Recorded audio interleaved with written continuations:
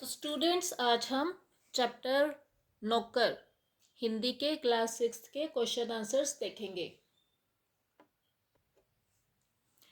निबंध से आगे।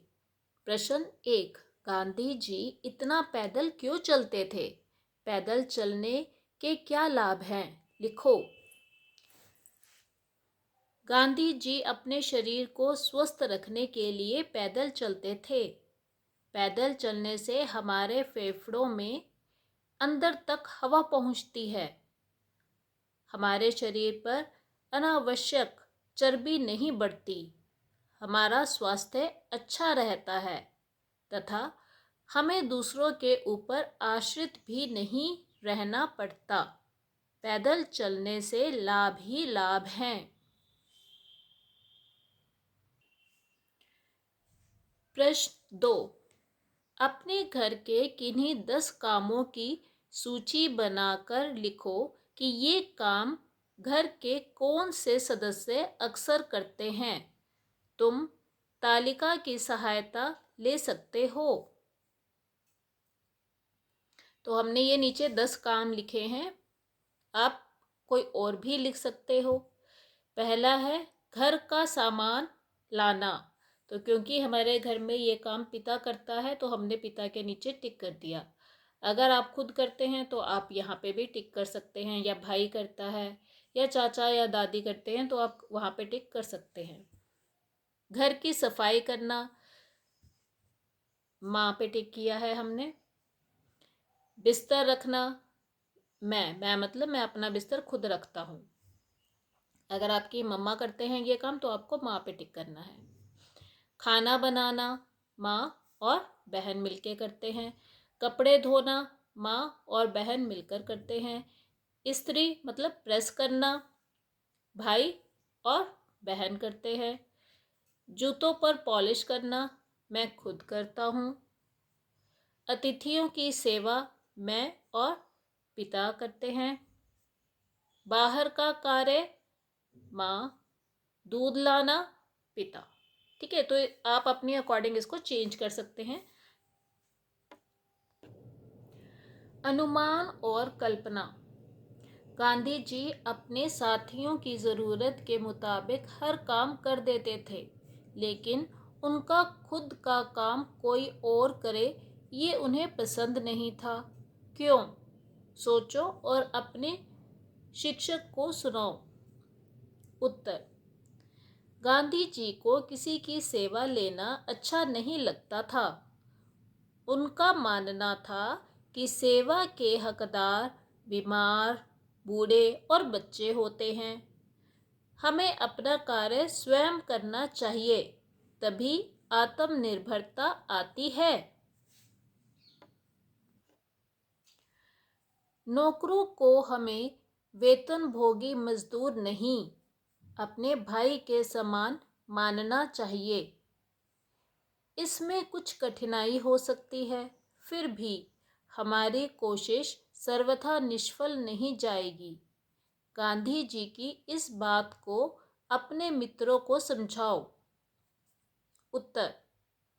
छात्र इस बात को सोचे और ऐसा करने का प्रयत्न करें। साथ ही अपने मित्रों को भी बताएं कि हम सभी समान हैं।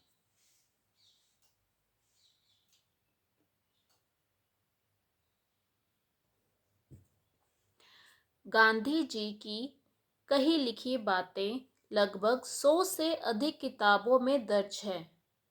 घर के काम, बीमारों की सेवा, मेहमानों से बातचीत आदि ढेरों काम करने के बाद गांधी जी को लिखने का समय कब मिलता होगा? गांधी जी का एक दिन कैसे गुजरता होगा? इस प्रकार अपनी कल्पना से लिखो। उत्तर। गांधी जी सब सुबह उठकर सबसे पहले नित्य क्रम से निवृत्त होकर ईश्वर का भजन करते होंगे। फिर वे बाहर घूमने आते होंगे। इसके बाद वे थोड़ा बहुत खाकर लिखने पढ़ने का कार्य करते होंगे। इसके बाद वे आने वालों से मुलाकात करते होंगे। रात्रि को सोने से पहले वे दिन भर के पत्रों का जवाब देते होंगे।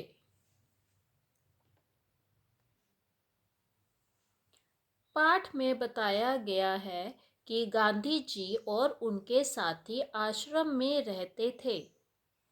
आश्रम कैसे होते हैं? आश्रम किसे कहते हैं? स्कूल के छात्रावास से गांधी जी का आश्रम किस तरह अलग था? पता करो और अपने शिक्षक को सुनाओ। उत्तर: आश्रम नगर व गांव के शोरगुल से दूर वन में स्थित ऐसा स्थान होता है जहां रहने की व्यवस्था बिल्कुल सादे ढंग से होती है। विद्यालय पक्की ईंटों का बना होता है। वह शहर या गांव में स्थित होता है। आश्रम जंगल में बना होता है। वहां अक्सर फूस की बनी हुई झोंपड़ियां होती हैं। प्रश्न 5, ऐसे कामों की सूची मीन्स लिस्ट बनाओ जिसे तुम हर रोज खुद कर सकते हो पर नहीं करते। सामने उनका नाम लिखो जो यह काम तुम्हारे लिए करते हैं। उत्तर में आप लिखेंगे काम जो हम कर सकते हैं। आप चाहे तो बीच में लाइन डाल सकते हैं। उस काम को करने वाले मतलब जो आपको करना चाहिए पर आप करते नहीं हो और आपकी जगह पे कौन करता है वो आपको लिखना है। किताब कापियाँ ठीक जगह पर रखना माँ करती है। बिस्तर लगाना व उठाना माँ करती है। अपने कमरे की सफाई बहन। दूध लेकर आना पिताजी। सब्जियां खरीदना पिताजी या फिर माँ में से कोई भी ये करता है।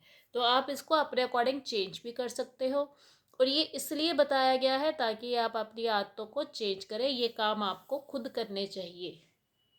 ठीक है, नेक्स्ट हम देखेंगे भाषा की बात।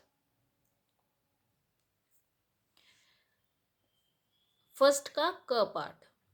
पिसाई संज्ञा है जो पीस क्रिया के अंत में ई प्रत्यय जोड़ने से बनी है। किसी शब्द के अंत में कुछ जोड़ा जाए तो उसे प्रत्यय कहते हैं। नीचे ऐसी कुछ और संज्ञाएं लिखी हैं। बताओ कि ये किन क्रियाओं से बनी है। बुआई बोना, कटाई काटना, सिंचाई सींचना, रोपाई रोपना, कताई काटना, रंगाई रंगना।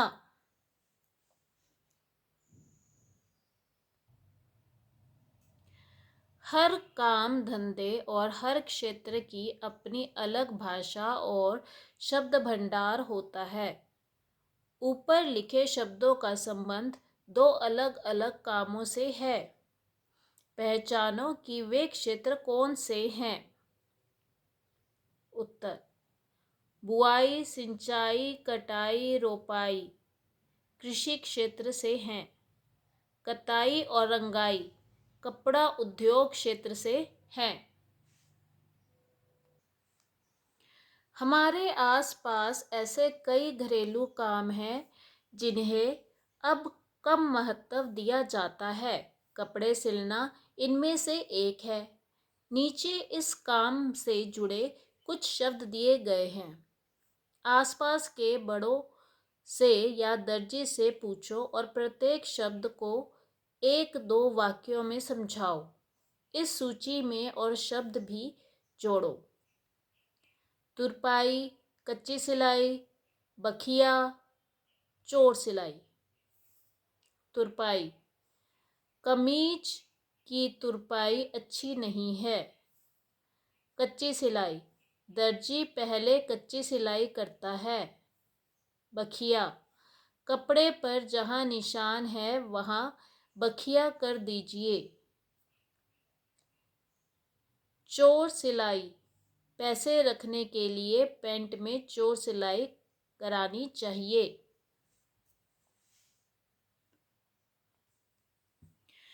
नीचे लिखे गए शब्द पाठ से लिए गए हैं।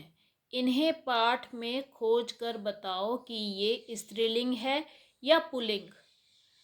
कालिख, भराई, चक्की, रोशनी, जेल, सेवा, पतीला।